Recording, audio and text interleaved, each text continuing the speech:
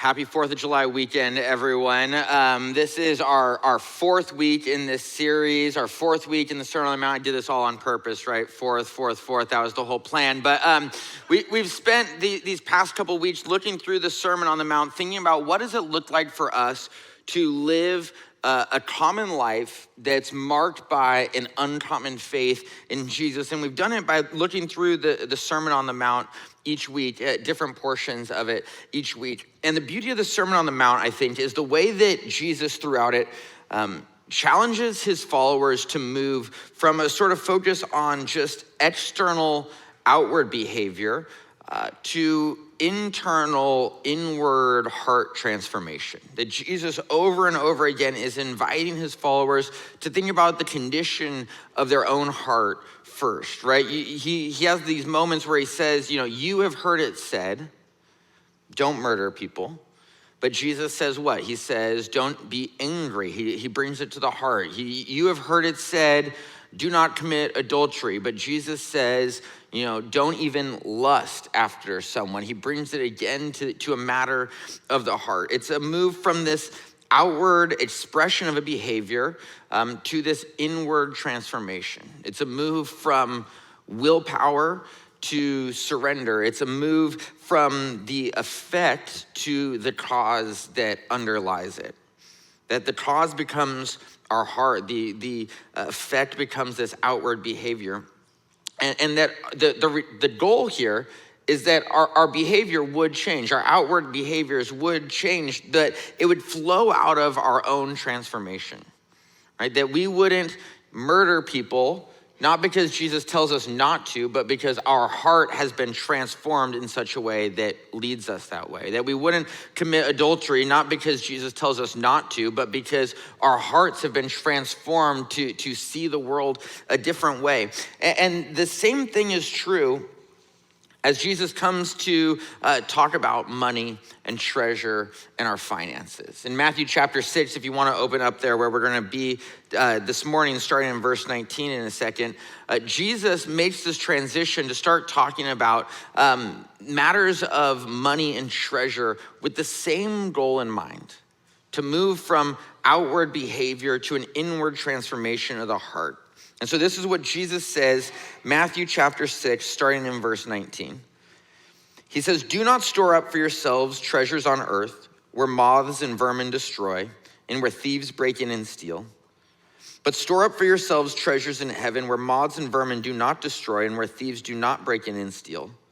For where your treasure is, there your heart will be also. The eye is the lamp of the body. If your eyes are healthy, your whole body will be full of light. But if your eyes are unhealthy, your whole body will be full of darkness. If then the light within you is darkness, how great is that darkness? No one can serve two masters. Either you will hate the one and love the other, or you will be devoted to the one and despise the other. You cannot serve both God and money. Jesus starts here saying, do not store up for yourselves treasures on earth, where moths and vermin destroy, but store up for yourselves treasures in heaven, where it's more permanent, more lasting, more enduring. And for us, this, I think, is the life of a little flower. This is the life of being a little flower of Jesus. It's not a redwood life where we store up great things for ourselves here on earth. It's a common life, an everyday life that's marked by an uncommon treasure, that's marked by an uncommon view of the world around us. And our call as followers of Jesus is to live this common life, but of uncommon treasure, this common life that's marked by something different, that we live a life that glorifies God through our faith, that we live a life that builds up those around us through our treasure, that we live a life that brings life to those we encounter through our finances. But we have to remember through it all that Jesus' focus doesn't seem to be on just the outward behavior, right? He's focused in on the heart, on the way that you have this inward impulse in your heart towards something.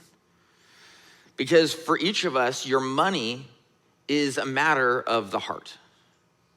Your money is a matter of the heart. We often want to tell ourselves otherwise, right? We want to say that our money is a matter of intellect, or our money is a matter of reason, or even most commonly, our money is a matter of responsibility. But what Jesus says is that your money is a matter of the heart. Where your treasure is, there your heart will be also. If your heart is in your family, that's where your treasure will be. You'll invest your money into your kids or your grandkids, your spouse, your parents, whoever else, whatever else. If your money's in your status, or if your heart is in your status, your appearance, that's where your treasure will be. You'll invest your money into your house or your clothes or whatever it is you think will give you that sense of status and appearance that you're looking for. If your heart is in your sense of achievement, that's where your treasure will be. You'll invest your money into growing a skill or an ability, or maybe even invest it in such a way that you think will let other people see all that you've accomplished. Wherever your treasure is, there your heart will be. Wherever your heart is, your treasure will be also. Which can be obnoxious for us, I think. I don't want my treasure to tell on my heart like that, right? I don't want my treasure to expose where my heart is at like that. I had Jude and Luca at home the other day, and they were out back playing in the little water table that we have back there, and like the only hot day we've had in 6 months or whatever. But they were out there playing, and I was sitting on the couch with the slider open watching them, and it was great. For those of you who have had kids, right? You put a 5-year-old and a 2-year-old together, it's a 50-50 chance how this is gonna go, right? But they were playing great. It was like the ideal circumstance. They were having a great time playing on the water table, and I was just watching it. It was fun for me, right, to watch them play in this way. And then I realized that they were getting wet and I hadn't brought towels downstairs. And so I thought, we're getting to the end of this, so I should get up. So I got up and I went upstairs and I grabbed 2 towels from the closet. And just about as I was turning the corner back around the stairs to head back to them, I hear Luca screaming, okay, just screaming, "Dad," at the top of her lungs, right? And immediately after I hear Jude, "Shh, shh, shh, shh, shh." And she's screaming, "Dad," Jude, shh, just trying desperately, just shh, please, Luca, shh. And I got outside and I found Luca and Jude. Jude had the hose in his hand, cranked up to full blast. He's just spraying everything in the backyard, including his sister, and she's just freaking out in this moment, right? Screaming at the top of her lungs, of course, her quickest impulse is to tell on Jude in this moment. And the reality is that for each of us, our treasure is kind of like that obnoxious little sister for us in this scenario. That we've given our hearts to all sorts of desires, all sorts of dreams, all sorts of pursuits in our life. And our treasure is there yelling out, telling on it. Our treasure is there exposing to ourselves and to others around us where our heart is really at. It would be easy if our treasure didn't do that, right? I could hide away the sin in my heart. I could hide away where my heart is at. I could hide away the desires of my heart if my treasure didn't so clearly tell everyone where it was at in the first place. And that can be obnoxious, I think. We can let that be a nuisance in our lives, or what we can do is we can use it to our advantage. We can use it to actually be helpful for us. Because your money, then your treasure, can become a diagnostic for your heart. If you follow the paper trail of your money, what you'll do is you'll end up finding out where your heart is at. Right? Martin Luther King Jr. is quoted as having said that a budget is a moral document. That a budget says explicitly what your priorities are. A budget says explicitly what you're willing to invest in. A budget says explicitly what you're willing to let fall by the wayside because it's not really all that important to you. And the same thing is true for your own spending in your life, for your own plan, for your money in your life. Your spending says explicitly what your priorities are. Your spending says explicitly what you are willing to invest in. Your spending says explicitly what you are willing to let fall by the wayside because it's not really as important to you. So what does your spending say about your heart? What does your spending say about what you've given your heart over to? It doesn't matter if you're 12 or you are 70 plus 12. This is the place we find ourselves in, that our treasure will tell us, our spending will tell us where our heart is really at. We have to be careful though, because you have to be attentive. You don't, just because you spend money on an item or a service doesn't necessarily mean that you've given your heart to that item or that service, right? I think about a few years ago, Ryan and I were going through our finances, and I realized that I was spending a lot of money at Starbucks, okay? And I know I'm alone in this room, but I was spending a lot of money on Starbucks. They have the app, the stars, they get you, okay? It is what it is. The reality is, I had not given my heart to Starbucks. Coffee was fine, breakfast was fine. What I had given my heart to was that every morning on the way to work, it was easier for me to drive through the Starbucks on Magnolia and Adams than to actually stop and do something for myself. It was easy, it was simple, it was lazy on my part, and what I'd given my heart to was those things. That I'd given my heart to the sense that I wanted whatever was easiest for me, whatever required the least out of me. Just because you spend your money on some item or some service doesn't mean that that's the thing you've given your heart to. It might mean, though, that there's something underneath it that you've given your heart to. That there's something that you, underlying it, that you've given yourself to in some way. For me, it was laziness. For you, it might be escapism, or it might be wanting to show off your kids, or it might want to be wanting to show off your possessions. But there's something here under the surface that you've given your heart to. And we want to diagnose the cause, not just the symptom in this moment, right? If you go to the doctor for pain of some sort, you want them to address the cause. You don't just want them to address the symptom of the pain, right? You want them to fix the thing that's causing the pain in the first place, at least most of the time. And for each of us, we have to take the time to think about how would we diagnose our heart based on our spending? Not just the symptom, but the cause. How would we diagnose our heart based on where our treasure is stored? And maybe for some of you, even asking that question starts to make you a little bit nervous, right? It starts to make you feel a little bit anxious. Maybe it's just talking about money or finances or your family's finances. It makes you uncomfortable. And there are a ton of different reasons for that. There's your upbringing, your lived out experiences, your training in your career. It could be a ton of different things. But the challenge for us is you can't avoid the question. Jesus is actually really pointed here. Where your treasure is stored, there your heart will be also. So what does your treasure say about your heart? What does your treasure say about where your heart is at right now? And Jesus takes it for us, I think, nicely, a layer deeper still, because in verse 22, he says, the eye is the lamp of the body. If your eyes are healthy, your whole body will be full of light. But if your eyes are unhealthy, in 23, your whole body will be full of darkness. Jesus says the eyes are the lamp of the body. So in the same way, our treasure tells on our heart tells on our eyes.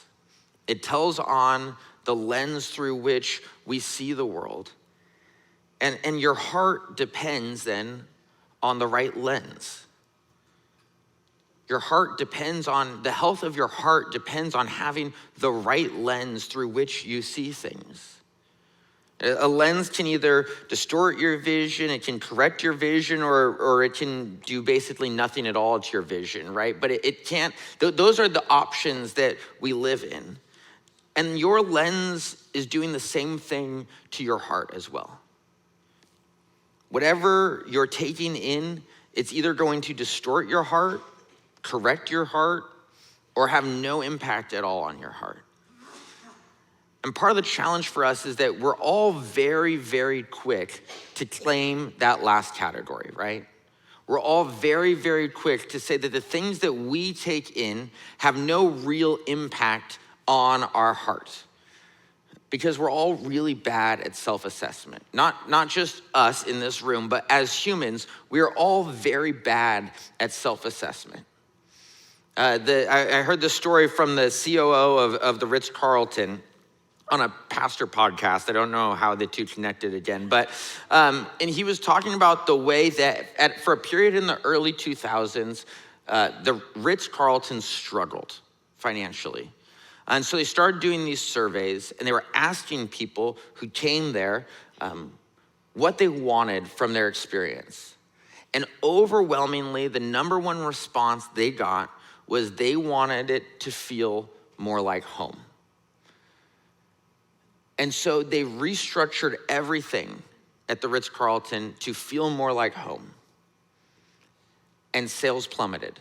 People stopped coming. And they couldn't figure out why until they spent some time and they did another survey. And what they discovered was that what people meant when they said they wanted to feel more like home was that they wanted to feel more comfortable there.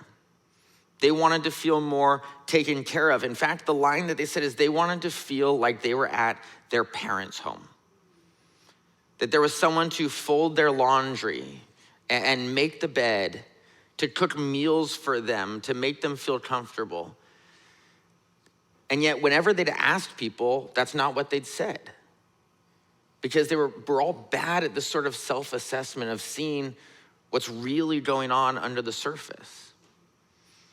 And so when we encounter these things, when we look at our lens through which we see the world, we're all inclined to say, it has no impact on me. This is who I am. It's not because of the things I take in any meaningful way. It's just me. And yet the reality is that we're all susceptible to these things. We're all moved by these things. We're all changed by these things that we take in. Right? Surely, I tell myself, surely when I have, the business news on in the background while I'm working, it has no impact on my heart. Surely the countless hours of Shark Tank that I've watched have no impact on my entrepreneurial spirit.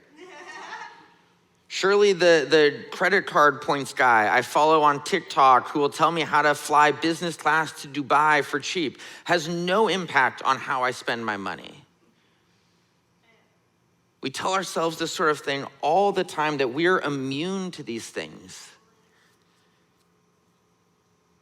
We convince ourselves that somehow we bought the Slap Chop or the OxyClean or that tape that you can slap over the hole with the water pouring out of it because we really needed it, not because the infomercial said we needed it, right? We get sold on these things all the time. And so what we have to do for our lens is we have to test it. We have to take the time to actually test it and see what happens, to make a change and see what happens. When you go to the optometrist, right, and what do? They put that big machine in front of your face with all the lenses, and then they change it. And they ask, is it better or is it worse? Better or worse? Better or worse? And when it comes to the lens through which we see the world, through the things that we take in, we have to be willing to do the same thing. Give up TikTok for a month and ask, hey, is my heart better or worse? Stop watching the news every night for a couple weeks. Is my heart better or is it worse? Delete all those investment apps from your phone for the rest of the year. Ask yourself, hey, is my heart better or is it worse? It doesn't have to be a big change. You don't have to make some sort of grand change in this moment. In fact, it's probably better if it isn't. You start with something small, a sort of little flower change, and you see, okay, did that make things better or did that make things worse in my heart? But you have to be willing to ask yourself, what is this lens doing for my heart in the first place? What are the things I'm taking in doing to my heart in the first place? And the emphasis here has to be on your heart. Not on your neighbor's heart, not on your kid's heart, not on your parents' heart, not on the person sitting next to you's heart. What is the impact that this lens has on your heart?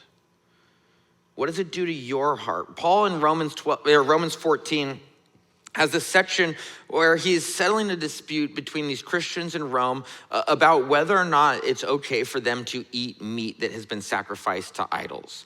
And I promise you, we will connect meat sacrificed to idols to the lens through which we see the world. But they're having this debate in the church in Rome, and there's a group of Christians in Rome who they're all on board. They say, look, if there's meat that's sacrificed to idols, you can eat it.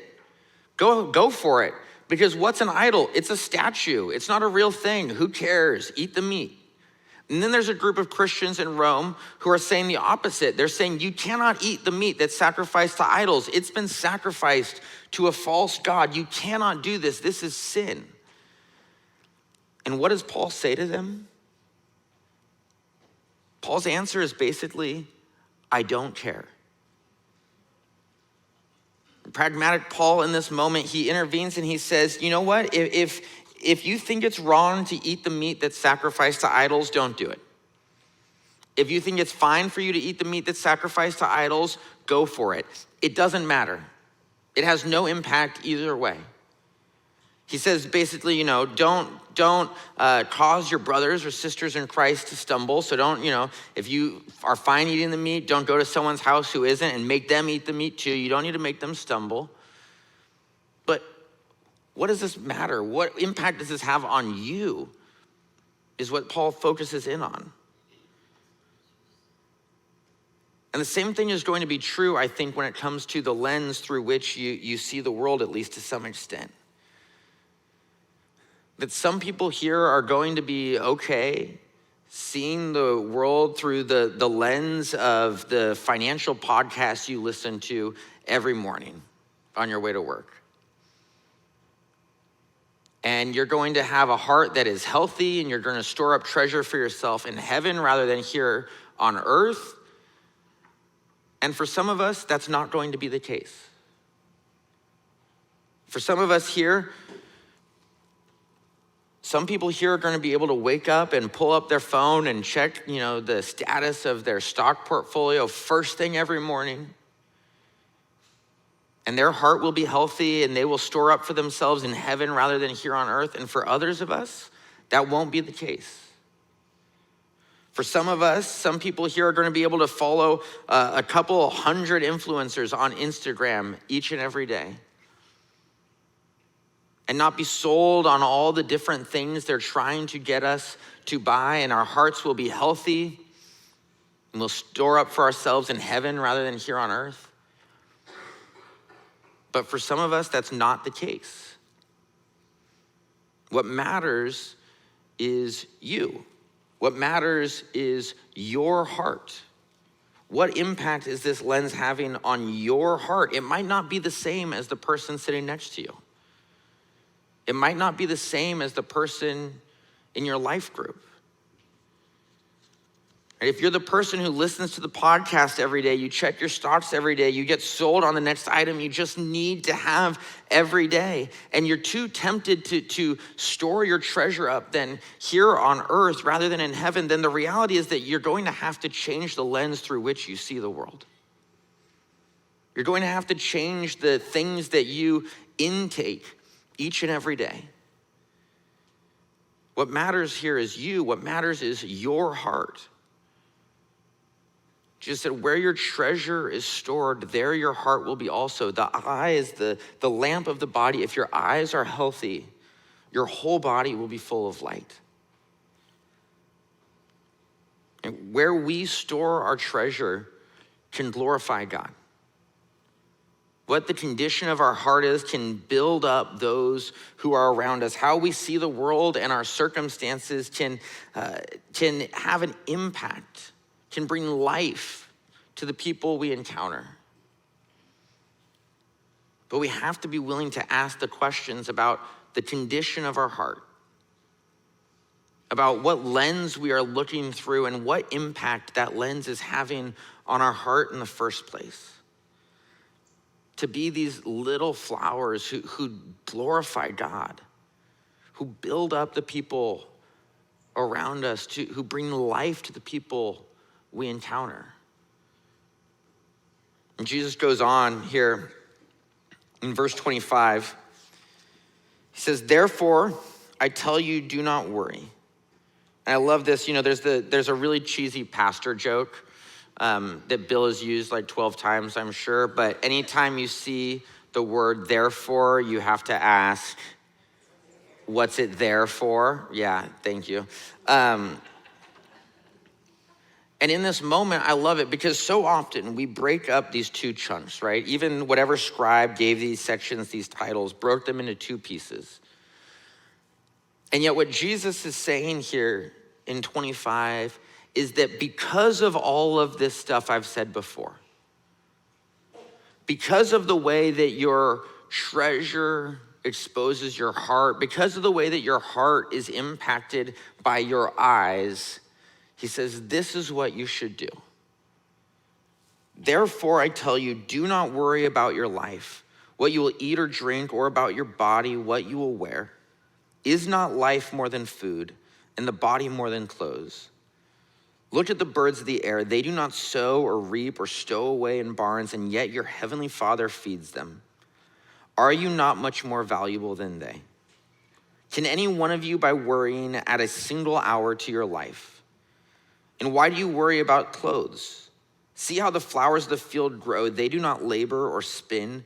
Yet I tell you that not even Solomon in all his splendor was dressed like one of these. If that is how God clothes the grass of the field, which is here today and tomorrow is thrown into the fire, will he not much more clothe you, you of little faith? So do not worry, saying, what shall we eat, or what shall we drink, or what shall we wear? For the pagans run after all these things, and your heavenly Father knows that you need them. But seek first his kingdom and his righteousness, and all these things will be given to you as well. Therefore, do not worry about tomorrow, for tomorrow will worry about itself. Each day has enough trouble of its own. What does Jesus say? He says, seek first the kingdom, seek first the righteousness, and all of these things will be given to you as well. This is the life that Jesus invites us into. It's a life marked by an uncommon treasure, an uncommon way of seeing our treasure, our money, our finances. Think about the impact that this life has on people. Think about the impact this has on you. I love this because, Jesus, I think it prompts anxiety in us sometimes. Okay, Jesus is telling me I have to be like one of the flowers of the field or the birds of the air that don't sow or reap or stow away in barns, and that's stressful. But I don't think it's supposed to be stressful. It's supposed to be freeing. That we no longer have to be burdened by these things. That we can trust that God will care for us, provide for us, support us, love us. It sets us free from the worries and the anxieties about all these different areas of our lives. It's an invitation to have a heart that is healthy, that is whole, that is made right. An invitation to experience the life and life to the full that Jesus offers us. Think about the impact that it would have on the people around us if we lived these kinds of lives. And No one lives like this. Nobody lives their lives like this. And yet Jesus invites us to. Think about what that would mean for your kids or for your friends or for your coworkers or for your neighbors to see you live a life that is set free from this worry and this anxiety, that views the world in a different way, that sees your treasure, your finances in a different way. In Acts chapter 3, there's this incredible moment in the early church where the early followers of Jesus, they just share in so much together. They're generous with one another. They solve problems in their community together. And it says at the end that many were added to their number each day. That what moved people in so many ways about the church 2,000 years ago was that it was a place filled with people who said, I'm not going to worry about that anymore. I'm going to live this life that Jesus has called me to live. And God rewarded it, added many to their number each day. And so this morning, I want to invite us to think together as we take a moment to share in communion together. As Jesus asked us, what good is it to worry about what you will eat, what you will drink? Here's this moment where Jesus has given us another option. Not to worry about providing for ourselves, but to rely on his provision for us. In Matthew 26, it says, while they were eating, Jesus took bread, and when he had given thanks, he broke it and gave it to his disciples, saying, take and eat. This is my body. Then he took a cup, and when he had given thanks, he gave it to them, saying, drink from it, all of you. This is my blood of the covenant, which is poured out for many for the forgiveness of sins. And so I'd invite you this morning as we take communion together, take some time. Diagnose your heart. Where's your treasure at right now? Where's your heart at right now? How is your lens impacting your heart? What is Jesus in this moment inviting you into? So when you're ready, eat and drink and remember him.